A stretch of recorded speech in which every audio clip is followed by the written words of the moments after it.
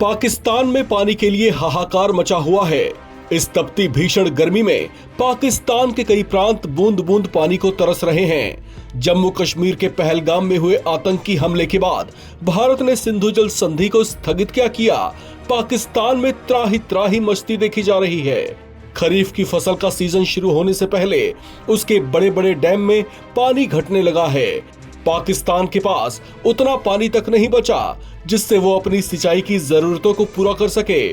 पानी की किल्लत ऐसी विकराल होती जा रही है जिससे शहबाज शरीफ सरकार के साथ साथ सेना प्रमुख जनरल असीम मुनीर के होश भी उड़े हुए हैं। अब तक भारत को आंखें दिखा रहे पाकिस्तान के सामने हालात ऐसे हो गए हैं कि उसकी हेकड़ी अब निकल सकती है और वो भारत के आगे पानी के लिए गिड़गिड़ा सकता है। पाकिस्तान की इंडस रिवर सिस्टम अथॉरिटी की ओर से जारी आंकड़ों पर गौर करें तो पाकिस्तान में इस वक्त जल की कुल कमी 21% तक दर्ज की गई है, जो उसके लिए बेहद गंभीर समस्या में बदल सकती है। पाकिस्तान के दो प्रमुख वाटर डैम्स मंगला और टरबेला डैम में करीब 50% पानी ही बचा है। मंगला डैम झेलम नदी पर बना है जिसकी कुल क्षमता करीब 5.9 मिलियन एकड़ फीट है, लेकिन इसमें केवल 2.7 मिलियन एकड़ फीट पानी ही बचा है। वहीं सिंधु नदी पर बने टरबेला डैम में भी महज 6 MAF पानी बचा है, जबकि इसकी क्षमता 11.6 MAF है। पिछले महीने हुए पहलगाम आतंकी हमले में 26 हिंदू पर्यटकों के नरसंहार के बाद भारत ने कड़ा कदम उठाते हुए सिंधु जल संधि को अस्थायी रूप से निलंबित कर दिया था। साथ ही भारत ने पाकिस्तान को जल प्रवाह से जुड़ा कोई भी डेटा साझा करना बंद कर दिया था, जिससे पाकिस्तानी प्रशासन और सेना को आने वाले मॉनसून में बाढ़ से निपटना भी भारी पड़ सकता है। IRSA ने चेतावनी दी है कि अगर स्थिति नहीं सुधरी तो जल्दी ही जल संकट और गहराएगा। पाकिस्तानी एजेंसियों को जलाशयों से बेहद सावधानी से पानी छोड़ने की सलाह दी गई है। IRSA ने बताया कि मार्च से सितंबर तक चलने वाले खरीफ सीजन की शुरुआत में ही पानी की भारी कमी हो सकती है। चेनाब नदी पर भारत की जल प्रवाह नीति के बदलाव के कारण मराला हेडवर्क्स पर जल प्रवाह में तेजी से गिरावट आई है, जिससे पंजाब और सिंध प्रांतों की सिंचाई व्यवस्था पर बड़ा असर पड़ा है। हालात की गंभीरता को देखते हुए पाकिस्तान के प्रधानमंत्री शहबाज शरीफ ने तजाकिस्तान में आयोजित ग्लेशियर संरक्षण सम्मेलन में भी भारत के कदमों पर चिंता जताई। लेकिन हकीकत यह है कि जब तक भारत संधि बहाल नहीं करता, पाकिस्तान की जल निर्भरता पर गहरा संकट मंडराता रहेगा।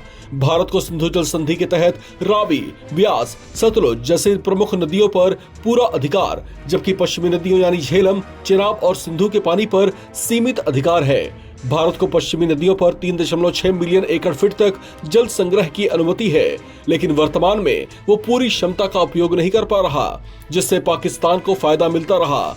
हालांकि भारत ने अब चिनाब पर बने अपने बगलिहार और सलाल डैम की सफाई कर जल भंडारण बढ़ाया है और जरूरत के मुताबिक जल प्रवाह नियंत्रित करना शुरू कर दिया है।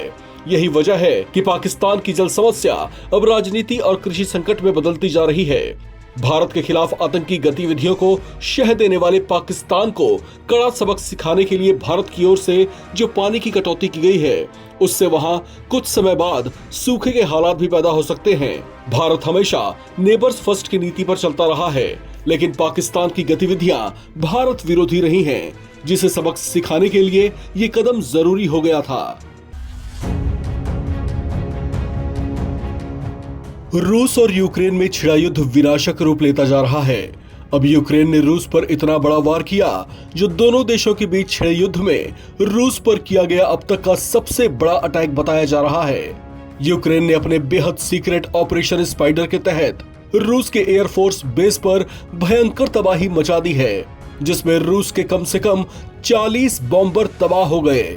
घात लगाकर फुल प्रूफ प्लानिंग के तहत किए गए इस भीषण हमले की तुलना द्वितीय विश्व युद्ध में जापान की ओर से अमेरिका के पर्ल हार्बर पर किए गए हमले से की जा रही है।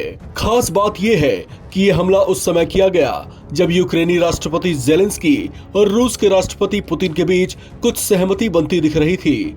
दोनों देशों के बीच तुर्की के इस्तांबुल में एक बैठक होने वाली थी, जिससे अमेरिका के राष्ट्रपति डोनाल्ड ट्रंप, जो दोनों देशों के बीच जारी युद्ध को शांत कराने के एक तरफा प्रयास कर रहे थे, उन्हें भी यूक्रेन के ऐसे बड़े हमले से झटका लगा है। यूक्रेन ने ऑपरेशन स्पाइडर के तहत रूस के 40 एयरक्राफ्ट्स को बर्बाद करने का दावा किया है, जिसमें TU-95 और TU-22 बम वर्षक भी शामिल हैं। ये दोनों एयरक्राफ्ट परमाणु हथियार ले जाने में सक्षम थे।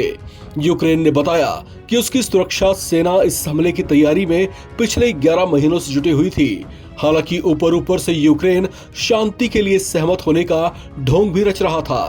ऐसे में बैठक से ठीक पहले इतना विनाशक हमला करना हैरान करने वाला है। अंतर्राष्ट्रीय पर्यवेक्षकों का कहना है कि यूक्रेन के राष्ट्रपति वोलोडिमीर जेलेंस्की होने वाली बातचीत से पहले रूस पर दबाव बढ़ाना चाहते थे, जबकि रूस का प्रतिनिधिमंडल, जिसका नेतृत्व क्रेमलिन के सहायक व्लादिमीर मेंडिस्की कर रहे हैं, वो तुर्की पहुंच चुके थे। जानकारों का कहना है कि इस हमले के बाद अब होने वाली बैठक में युद्ध विराम की संभावना तलाशने की उम्मीद छोड़ देनी चाहिए। उनका डर है कि पुतिन ऐसे हमलों के बाद चुप नहीं रहेंगे और उनका बदला खौफनाक हो सकता है। यूक्रेनी राष्ट्रपति वोलोडिमीर जेलेंस्की ने रूस में किए गए ड्रोन हमले पर खुशी जताते हुए अपनी सेना की तारीफ भी की। जेलेंस्की ने रूस पर ड्रोन हमले को शानदार और युद्ध का महत्वपूर्ण क्षण बताया। यूक्रेन ने रूसी सैन्य हवाई क्षेत्रों को निशाना बनाया, जिसमें कथित तौर पर 40 से ज्यादा विमान नष्ट हो गए। इनमें बम वर्षक और निगरानी विमान शामिल थे। यूक्रेन की सुरक्षा सेवा ने इसे रूसी धरती पर अब तक का सबसे बड़ा अटैक कहा है, जिसे यूक्रेनी बलों ने अंजाम दिया। रूस यूक्रेन की इस्तांबुल में शांति वार्ता से पहले ये बड़ा घटनाक्रम हुआ है। रूस में ड्रोन हमले के बाद वोलोडिमीर जेलेंस्की ने सोशल मीडिया प्लेटफॉर्म एक्स पर पोस्ट करते हुए लिखा, बेहद शानदार नतीजा, एक ऐसा नतीजा जिसे पूरी तरह यूक्रेन ने अपने दम पर हासिल किया है। ये हमारा सबसे लंबी दूरी का ऑपरेशन था, जिसमें ऑपरेशन की तैयारी में शामिल हमारे लोगों को समय रहते रूसी क्षेत्र से निकाल भी लिया गया।